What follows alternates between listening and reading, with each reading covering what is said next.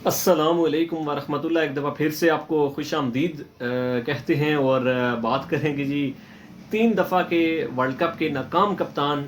बाबर आजम को एक दफ़ा फिर से जो है पीसीबी ने कप्तानी सौंप दी है। और आज ये फैसला जो है वो पीसीबी की जो सिलेक्शन कमेटी है उसने नाम भेजा था। और फिर उसके ऊपर जो है वो पीसीबी के साथ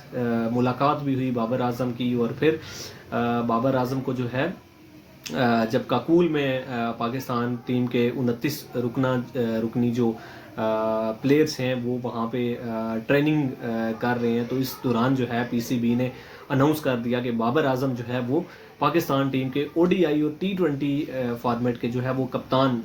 होंगे। अब से जो आपकी सीरीज़ आ रही है और टी20 वर्ल्ड कप आ रहा है उसमें भी बाबर आजम आपको एक दफ़ा फिर से कप्तानी करते हुए नज़र आएंगे पाकिस्तान टीम की। और शाहीन शाह अफरीदी जो हैं वो एक वाहिद कप्तान बने हैं जिन्होंने कोई चैम्पियन ट्रॉफी नहीं हारी, कोई वर्ल्ड कप नहीं हारा, कोई आईसीसी का टूर्नामेंट नहीं हारा, कोई एशिया का जो एशियन कप होता है वो नहीं हारा। सो इस तरह से जो है वो शाहीन शाह अफरीदी अपने इस टेन्योर के अंदर सिर्फ पाकिस्तान को एक ही कामयाबी अगेंस्ट न्यूजीलैंड दिलवा सके हैं। शाहीन शाह अफरीदी की बात करें। बाबर आजम दूसरी तरफ अपने टेन्योर के अंदर बायलैटरल सीरीज़ तो उन्होंने जीती, लेकिन अगर बात करें तो 3 वर्ल्ड कप्स जिसमें 2021 का वर्ल्ड कप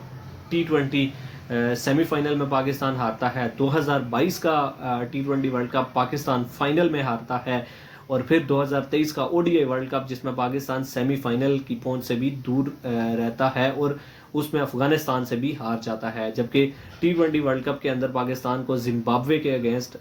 जिल्लत आमेज जो शिकस्त होती है उसका सामना करना पड़ता है बाबर आजम की कप्तानी के अंदर। फिर एशिया कप 2021 उसमें पाकिस्तान को बुरी तरह से जो है वो श्रीलंका फाइनल में हरा देता है, जब 50 के ऊपर 5 आउट, और फिर वहाँ से वो एक पार्टनरशिप बनती है जो आपके राजा पक्षे और वनिंदु हसारंगा खड़े होते हैं। और फिर पाकिस्तान जो है वो रिजवान सुबह से शाम तक बैटिंग करते रहते हैं, लेकिन पाकिस्तान को फतह से हम किनार नहीं करवा सकते और पाकिस्तान वो जो एशिया कप है वो हार जाता है। फिर 2023 का एशिया कप उसमें पाकिस्तान एक दफ़ा फिर से श्रीलंका के हाथों हारता है और फिर जो है वो फाइनल से ही बाहर हो जाता है। सो बाबर आजम की ये जो थी ये मिली जुली कारकर्दगी। फिर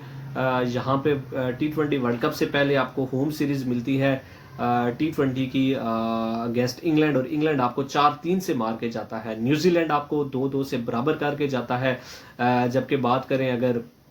टेस्ट सीरीज की तो पाकिस्तान जो है वो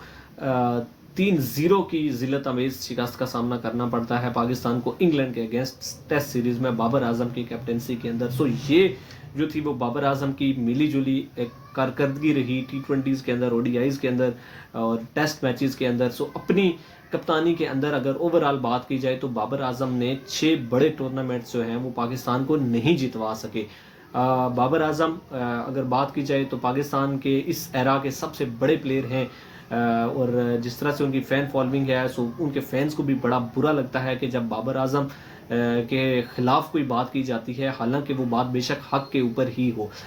इवन के बाबर आजम के इस दफ़ा जो बहुत सारे फैंस हैं वो भी यही चाह रहे थे कि भाई बाबर आजम को कप्तानी नहीं लेनी चाहिए, क्योंकि ये उस तरह से ही क्योंकि बेइज्जत करके आपको निकाला गया था और अब अगर आप कप्तानी लेंगे तो उसका प्रेशर बहुत ज़्यादा आएगा और आपकी अपनी गेम जिस तरह से ख़राब हुई थी हमने देखा, और फिर शाहीन की कप्तानी के दौरान हमने देखा और इस पीएसएल के अंदर के बाबर आजम बेहतर दिखे, अपना स्ट्राइक रेट भी मेंटेन उन्होंने रखा टी20 के अंदर और एवरेज भी मेंटेन रखी। सो बाबर आजम के लिए जो है वो मुश्किलात अब बढ़ती चली जाएंगी और जिस तरह से मीडिया उनके ऊपर हमले करेगा और जिस तरह से फिर बाकी लोग जब आप अगर हारते हैं और जो आपका टी20 वर्ल्ड कप आ रहा है वो आपकी सबसे बड़ी जो है वो एक टेस्ट होने जा रहा है आपके लिए कि आप उसमें कैसा डिलीवर करते हैं। और अगर तो बाबर आजम वो जितवा देते हैं तो फिर पूरे पाकिस्तान में जो है बाबर आजम की बल्ले बल्ले हो जाएगी कि भाई उसने आपको मेरे ख्याल से 14 से 15 साल के अरसे के बाद आपको टी20 वर्ल्ड कप जितवाया। लेकिन अगर बाबर आजम ऐसा नहीं कर पाते और फिर वही चीज़ जिस तरह से इंग्लैंड के अगेंस्ट फाइनल में प्रेशर में आई या ऑस्ट्रेलिया के अगेंस्ट सेमीफाइनल में टी20 वर्ल्ड कप के प्रेशर में आए और फिर वहाँ से हम लोग मैच आ रहे, फिर जिम्बाब्वे से जिस तरह से जिल्लत आमेज शिकस्त हुई, और अगर इस तरह के क्रंच मोमेंट्स के ऊपर बाबर आजम टीम को जो है वो अपने गिर्द जमा नहीं कर सकते और उनको एक जो आपका एक होता है ना, एक नारा होता है कि हमने अपने टीम को जो है वो जितवाना है, अपने मुल्क के लिए वर्ल्ड कप लेके जाना है, अगर उस नारे के इर्द गिर्द अगर इन लोगों को जमा नहीं कर सकेंगे और उस तरह से फैसले नहीं कर सकेंगे, बॉलिंग चेंजेस नहीं कर सकेंगे, बैटिंग के अंदर किसको किस नंबर पे खिलाना है, ये चीज़ें नहीं कर सकेंगे, तो बाबर आजम जो है वो मेरे ख्याल से आने वाले 1 साल के अंदर ही मीडिया का इतना ज़्यादा प्रेशर इनके ऊपर पड़ने वाला है कि आप देखेंगे कि भाई बाबर आजम फिर आपको शायद कि कप्तानी की दौड़ से बाहर होते हुए दिखें और फिर इनको कप्तानी से हटा दिया जाए। क्योंकि अभी मेरे ख्याल से अगर आपने ये फैसला कर लिया है तो बाबर आजम को ये वाला T20 वर्ल्ड कप और उसके बाद जो 2025 की चैंपियंस ट्रॉफी है जो कि मार्च में खेली जाएगी, उसके लिए जो है बाबर आजम को टाइम फिर दिया जाना चाहिए। क्योंकि इतनी अब्रप्ट चेंजेस जो होती हैं उससे टीम का मोराल भी डाउन होता है। फिर आपको प्लेइंग 11 क्या रखनी है, टीम किस तरह की चूज करनी है, सो ये चीज़ें भी जो है आपको देखनी पड़ती हैं। लेकिन ओवरऑल बाबर आजम की इस डिसीजन से मैं बिल्कुल सेटिस्फाई नहीं हूं, क्योंकि बाबर आजम मुझे नहीं लगता कि उनके अंदर वो कैप्टेंसी वाला मटेरियल है और वो सब कुछ वो जो है वो अपने दिमाग के साथ कर सकते हैं, बजाय इसके कि बाबर आजम जो है वो किताबी बातों पे और जो उनको लिखा के दिया जाता है या कोचेस की तरफ से बताया जाता है उसी को ही लेके चलते हैं। मेरे ख्याल से बेस्ट जो आपके पास ऑप्शन बचा था पाकिस्तान की क्रिकेट में, जिस तरह से हम बात करते हैं कि बाबर, शाहीन और रिजवान के अलावा तो कुछ बचा ही नहीं है, तो फिर रिजवान को ही कप्तान बना देते। गो के बहुत सारे लोग जो हैं वो रिजवान के इस T20 फॉर्मेट में इंक्लूजन के ऊपर भी बातें करते हैं, लेकिन बाबर आजम को अगर आपने रखना था तो ठीक है, फिर आपने फैसला कर लिया, लेकिन बेटर फैसला जो था वो रिजवान का ही था और रिजवान ही अगर आगे चलते तो वो टीम को आगे लेके मेरे ख्याल से मुझे बेहतर दिख रहे थे